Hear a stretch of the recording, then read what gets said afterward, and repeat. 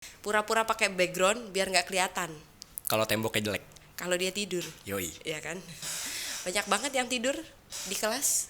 Namanya juga project, jadi belajar tidak harus di dalam kelas, tidak harus Ya. menulis, tidak harus mencatat. Kira Nadiem Amizah. Lanjut. Nama menteri jangan dimainin. Oh iya, maaf.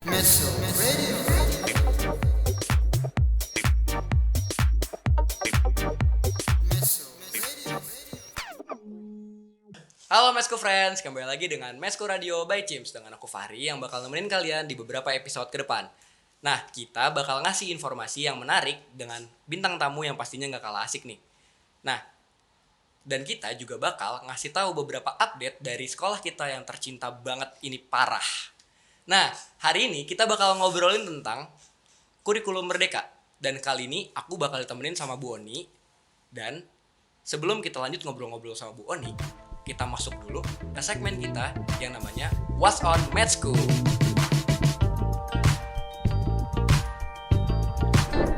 Yang pertama, Chims baru aja menyelesaikan filmnya yang berjudul Sepiring Ulasan Adit.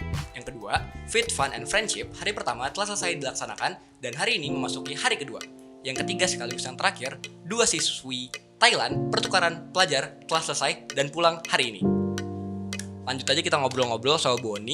Nah, ini buat Mesco Friends yang belum tahu, di SMK Pariwisata Medland School itu mengusung pembelajaran dengan sistem yang berbasis kurikulum merdeka. Nah, hari ini kita bakal nanya-nanya ke Bu Oni. Sebelum itu, kita bakal kenalan dulu sama Ibu Oni. Halo Ibu. Halo.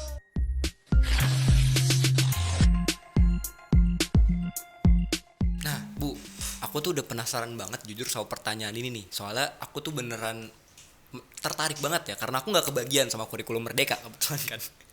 Nah, apa sih Bu kurikulum merdeka itu sebenarnya? Ya, dari kurikulum merdeka kan dari namanya aja ya. Ini filosofi yang memang dibawa Pak Nadiem ya, kurikulum merdeka dengan bahasa bahwa merdeka belajar. Anak-anak itu berhak, kenapa anak ini ketawa sih? Bentar dulu. Ibu. Tadi jadi Nadiem Amizah. Kepikiran Nadiem Amizah. Lanjut. Nama menteri jangan dimainin. Oh iya, maaf Pak Menteri. Bisa di-tit itu gak sih? Bisa. Oke. Aman. Lanjut, Bu. Ya, kan seperti kurikulum merdeka, berarti seperti namanya, berarti merdeka belajar. Bukan berarti merdeka semaunya ya, tapi merdeka dengan batasan-batasan tertentu. Kayak di sekolahan kita nih. Tahun kamu pasti akan berbeda dengan tahun adik kelas kamu. Karena kebutuhan belajar dari 600 sekian siswa, 624 siswa yang kita punya, itu tuh kan pasti berbeda. Nah, kita mengikuti hal-hal tersebut. Jadi kita tidak akan memaksakan hal yang memang diberikan dari kami, tapi kami meminta apa yang kalian butuhkan gitu loh. Kami bertanya apa yang kalian butuhkan, kami merancang. Oke, berarti lebih ditargetin kayak apa nih yang anak-anak suka. Nah, iya berarti begitu. Nah, sama ini sih Bu. Sebelumnya di angkatan saya kan saya anak Medland juga nih sebenarnya.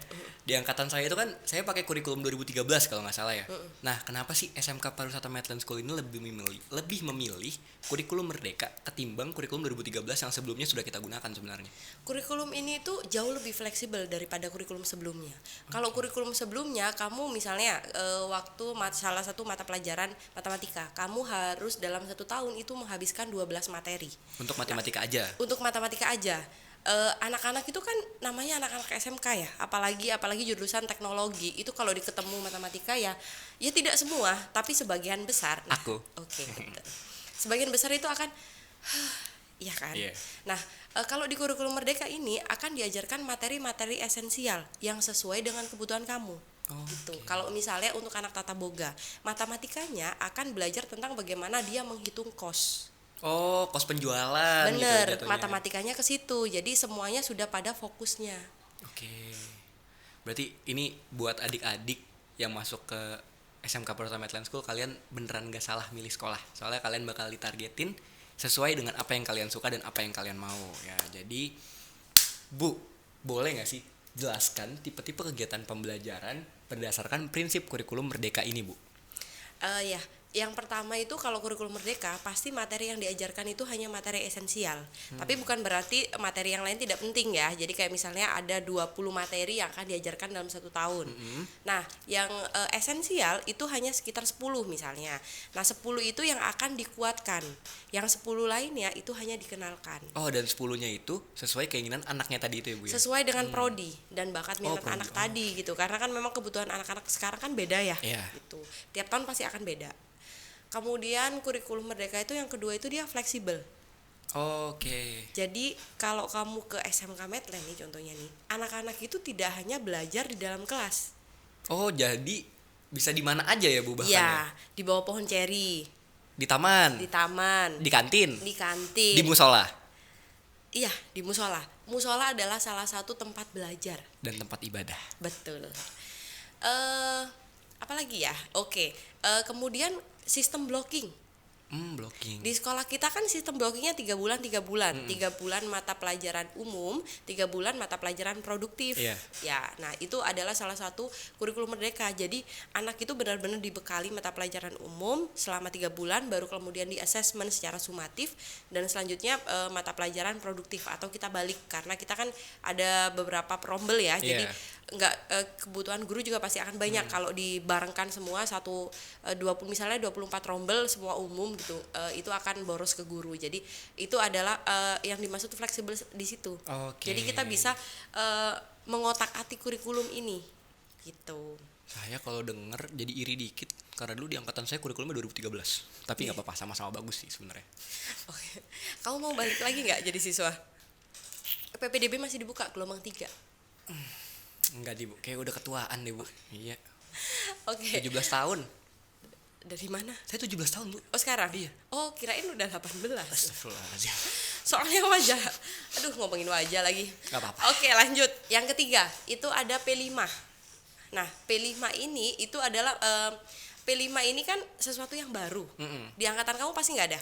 Oh tidak, Oh, saya kan tidak. dulu kan COVID. Oke betul. Ingat banget saya bikin topeng penguin di Zoom. Di Zoom. Dan kita senam penguin. Kentang. Yoi. Ya. Pura-pura pakai background biar nggak kelihatan. Kalau temboknya jelek. Kalau dia tidur. Yoi. Ya kan. Banyak banget yang tidur di kelas. Saya aja waktu itu pas Zoom ngenyalain kamera malah. Nggak nyalain kamera. Ada yang dulu pernah report, ibu ini anaknya lagi tidur. Oh, tapi ibu tanggapinnya dengan wah. Oke, lanjut ya Bu ya. Oke lanjut. P5BK. Oke, kalau P5 ya ini ditekankan lagi bahwa namanya sudah bukan P5BK. Oh, BK-nya hilang berarti Bu? BK-nya hilang, budaya kerja. Karena apa? Karena budaya kerja itu sudah ngeblend dalam pembelajaran aktivitas prodi. Oke, ngerti. Kayak misalnya salah satu contoh, anak kuliner. Anak kuliner kalau selesai pembelajaran, dia akan cleaning. Oh, jadi ibaratnya sembari cleaning dan sembari belajar ibaratnya Bu ya? Iya, cleaning itu salah satu dari budaya kerja di industri. Nah, maka dari itu P5-nya itu kan nggak ada P5BK lagi, jadi tinggal P5. Karena emang ibaratnya pembelajaran sudah mendukung untuk budaya kerja, jadi BK-nya dihilangin aja ibaratnya. Betul, bukan ibu yang ngilangin ya, dari Pak Nadim. Iya, Pak Nadim. Iya, Pak Nadim. Pak Nadim siapa? Nadim Amiz. Mohon maaf Pak Nadim Makarim. Maaf Bu, Pak. Sumpah bercanda. Undang saya lagi Pak. Bercanda Pak. Ya, nah di P5 ini anak-anak itu akan tidak hanya kompetensi secara secara tulis, misalnya dia misalnya untuk anak-anak sinema dia bisa mengoperasikan kamera, tidak begitu, tapi bagaimana dia mengembangkan dirinya secara soft skill sesuai dengan pelajar Pancasila.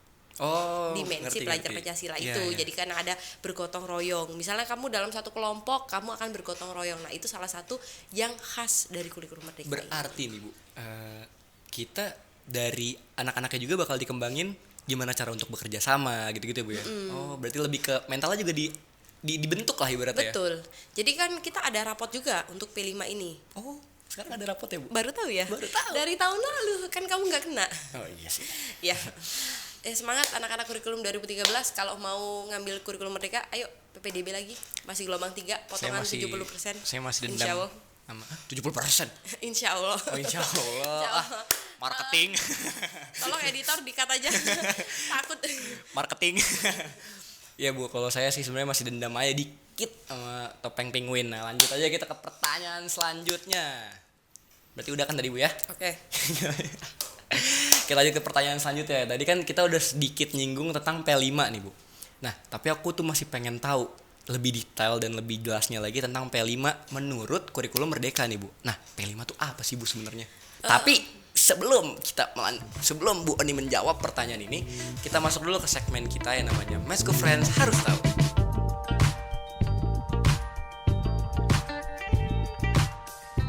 Mesko Friends harus tahu kalau kalian parkir di bawah pohon ceri itu nanti ada bekas-bekas cerinya loh. Nggak percaya? Ayo ikutin aku. Nih, tuh kan ada. Terus ada lagi, sini. Nih, banyak banget kan? Nah, teman-teman Mesko Friends, gimana? Udah pada tahu atau justru baru tahu karena nonton Mesko Radio by Cims ini? Komen di bawah ya. Nah, lanjut aja kita tanya lagi ke Bu Oni. Nah, ini Bu, profil Pancasila berdasarkan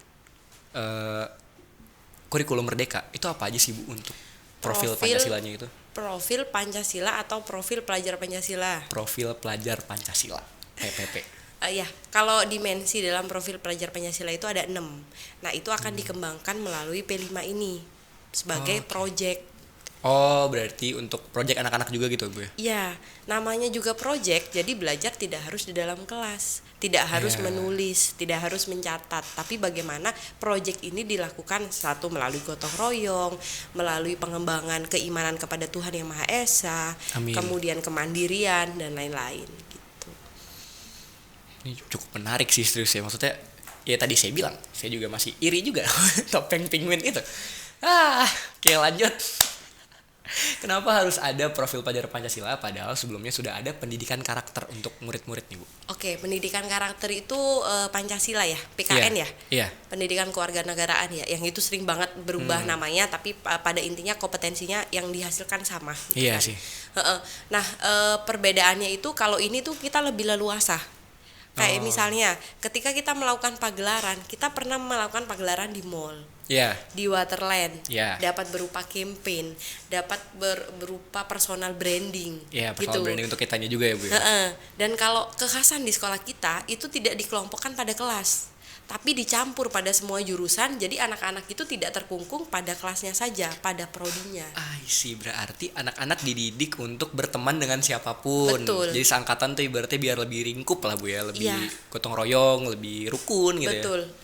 Nah, itulah yang diamanatkan dari sekolah kita sih untuk membuat P5 ini agak berbeda. Dan kalau di P5 kita di SMK Medland itu khususnya, kami itu sudah merencanakan P5 ini tema-temanya sampai dengan kelas 12. Oke. Kayak misalnya kebekerjaan, salah satu tema wajib. Kalau kelas 10 itu anak-anak diajarkan tentang personal branding.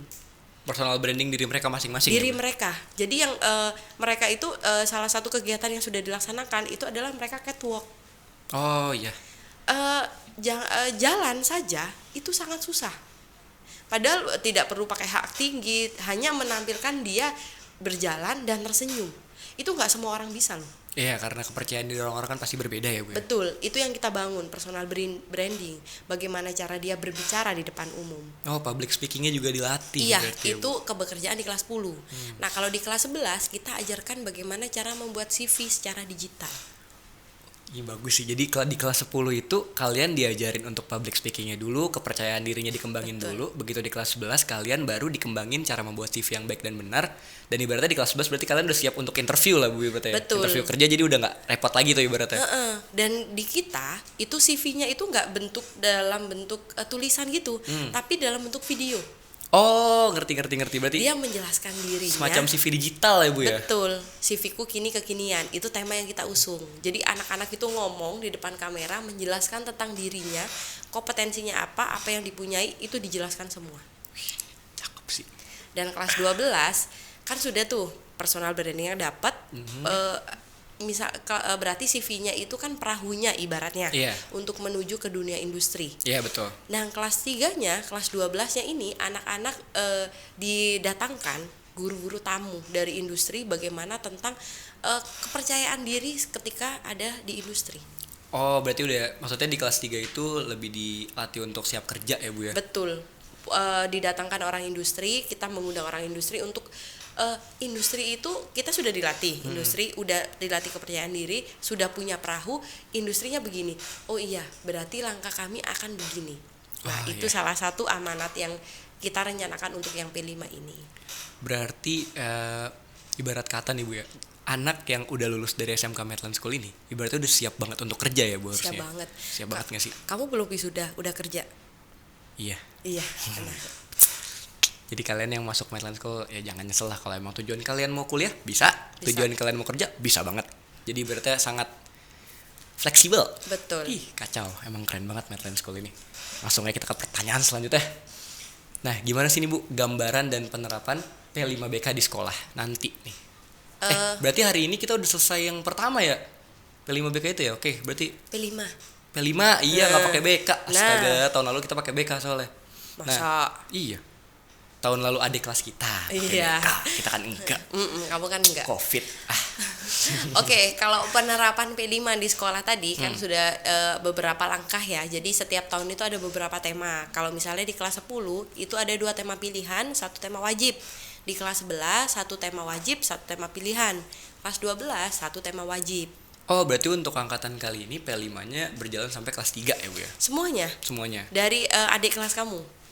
Oh iya. Sudah, pokoknya yang sudah masuk kurikulum mereka akan dapat P5 sampai dia kelas 12. Oh, oke. Dan rapot itu harus mengikuti report kepada orang tua. Bu, anaknya dulu begini loh Bu, sekarang anaknya sudah bisa ngomong. Oh, jadi ada reportnya untuk kepribadian anaknya juga ada ya. Betul, berarti, Bu ya? disesuaikan dengan dimensi dimensi Pancasila tadi, pelajaran Pancasila. Kalau di kita itu juga gini, kalau untuk tahun ini kebetulan kan ada triple F sekarang. Ya. Nah, nanti coba dicek di YouTube pasti akan ada itu salah satu bentuk P5-nya tentang kearifan lokal, di mana kan ini nyambung nih. Karena kalau di triple F itu kan ada gugus-gugus. Nah, P5 itu juga membawahi nama gugus-gugus ini sesuai nama daerah. Kita membebaskan, jadi bentuknya itu yang akan ditampilkan itu apa, kita membebaskan, jadi tidak boleh bernyanyi, boleh menari, boleh storytelling, atau boleh digabung jadi kayak drama musikal. Jadi ibaratnya ngebebasin apa nih yang anaknya suka nih. Misalkan anak kalau lebih suka nyanyi ya silakan nyanyi, monggo Iya. gitu. Tapi kalau misalkan suka semuanya silakan monggo semuanya. Betul, dan itu harus kita report kepada orang tua bahwa Bu, anaknya perkembangannya sudah sejauh ini. Nanti kita akan latih untuk sejauh ini lagi, lebih jauh Iya, lagi. berarti dari awal tuh berarti dari awal udah mulai menggali potensi anaknya Bu ya. Nah, ini pertanyaan yang terakhir nih Bu. Harapan dengan adanya P5BK di sekolah kita nih Bu. Apa sih harapannya Bu ke depannya? Ya, P5 itu kan satu hal yang baru yang diusung oleh kurikulum Merdeka. P5 BK-nya ke bawah mulu. Iya. P5 Oke, nanti belajar lagi ya tentang literasi. Center daftar PPDB deh Bu. Oh, bagus. Aman. Oke, nanti Ibu bawa biar dapat potongan. Ya, Oke lanjut tuh.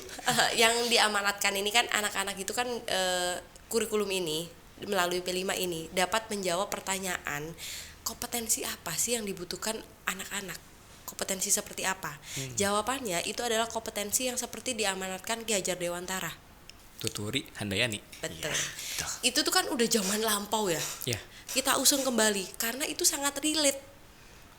Oke. Jadi anak-anak itu ya biarkan dia hidup dengan kehidupannya, bukan guru yang memaksakan kehendak, tapi guru sebagai wadah memfasilitasi. Kehendaknya begini, tujuannya ini, oh jalannya ini loh. Gitu. Oh, berarti lebih ke pengarah kali Bu ya. Bukan kalau sebelumnya kan mungkin penunjuk, tapi sekarang lebih ke pengarah kali Bu ya. Mendidik sih. Iya, lebih ke mendidik ya. Jadi Jadi kan dan lebih ngebebasin anaknya juga gitu Bu ya. kalau di sini kan guru itu kan lebih kayak temen ya. Iya. Jadi nggak cuma di jam belajar gitu. Jadi nanti itu juga hal-hal yang dilakukan oleh guru-guru dalam P5. Kalau di P5 itu gurunya namanya mentor. Oh, mentor. Nah, mentor-mentor ini membawa anak-anak untuk mengenal dirinya, kebutuhannya apa, sampai dengan dia sampai di profil pelajar Pancasila ini, dimensinya, yang 6 dimensi tadi. Meskipun tidak semuanya berkembang, tapi ada hal-hal yang menonjol, misalnya kemandirian dia muncul, kerjasamanya dia aware terhadap temannya. Misalnya temannya, bukan berarti aware itu temannya nggak bisa dicontekin, bukan begitu ya. Kayak misalnya kerja tim gitu kan, saling tolong. Jadi lebih gotong royong lah ya. Oh, iya. Bu ya. Iya, jadi Gotong kalau royong. satu kelas nilainya 100 gitu. nggak dari 40 100, mohon maaf ya kesinggung. Gitu. Jadi kerjasamanya bukan di situ ya, lebih kepada bagaimana dia solid gitu. Itu adalah hal-hal yang diusung dari P5 ini. Berarti bahkan solidaritasnya sekarang tuh ada nilainya juga, Bu ya. Betul. Itu kan hal-hal yang ada indikatornya sebenarnya gitu. Perubahan orang itu kan dilihat bagaimana aktivitas dia kesehariannya. Iya, mungkin yang awalnya tadinya punya teman 3, terus minggu depan punya teman 4, terus 5, 6 gitu ya. Iya. 7, 8 sangkatan. Bener. Dah, oke, kita masuk ke segmen selanjutnya, yaitu Salam Sapa. Kita bakal nitip salam dan sapa kepada adik-adik kita yang lucu dan mengemaskan. Halo guys, balik lagi sama gue Kezia yang akan ngajak kalian semua untuk titip-titip salam ke warga sekolah dalam segmen Salam Sapa. Yuk langsung aja ikutin gue.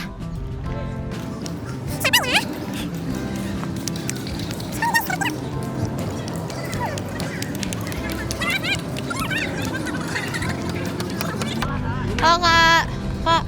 Iya, halo. Kenalan dulu siapa namanya? Siapa namanya?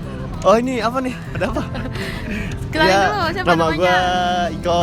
Dari kelas? Udah lulus. Oh udah lulus. Iya, Kita dari segmen Salam Sapa nih, lu boleh titip salam ke warga sekolah nih yang ada di Medland. Lu boleh titip salam sama siapa aja? Ya, kira-kira lu mau titip salam kemana nih? Buat siapa ya? Aduh. Siapa Lucu lagi nih warga kira-kira? Medland. Aduh.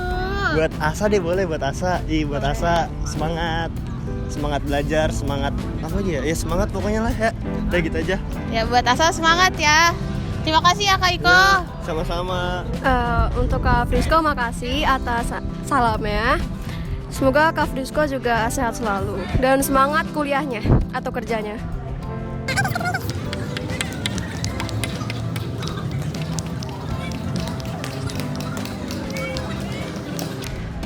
Halo Kak. Boleh kenalan dulu gak Kak? Namanya siapa, dari kelas siapa? Dari kelas berapa?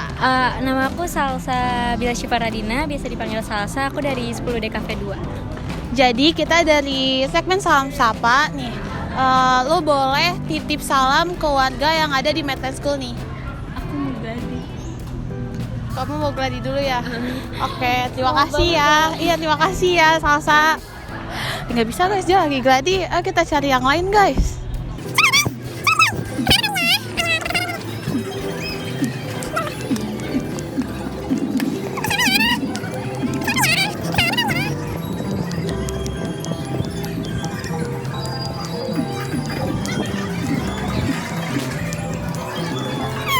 Halo Kak.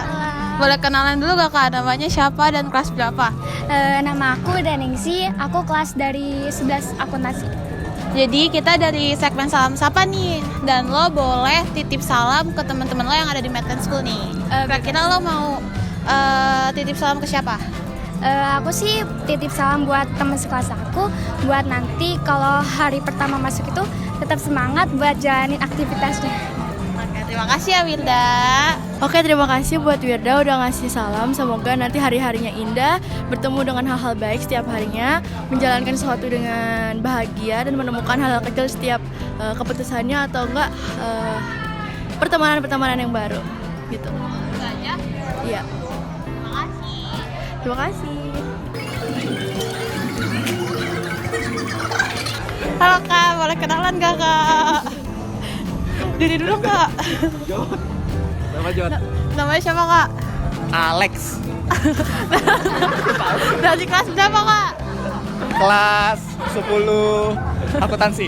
Jadi kita dari segmen Salam Sapa, lo boleh titip salam ke warga yang ada di Medland School nih Kak. Kira-kira lo mau titip salam ke siapa? Saya ingin kirim salam untuk Bagas Putraseno. Semoga dia cepat waras dan tetap berprestasi. Udah itu aja. Ya itu aja. Oke. Terima kasih ya Kak. Halo guys, itu dia episode kali ini.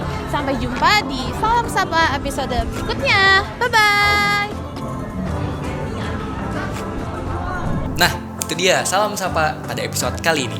Dan terima kasih buat Boni yang udah mau diajak ngobrol-ngobrol di episode kali ini. Dan jadi kita juga jadi tahu kan ibaratnya apa itu kurikulum merdeka, dan apa itu P5, dan apa itu profil pelajar Pancasila, dan masih banyak lagi. Terima kasih Ibu, salaman dulu Terima kasih. biar kita solid.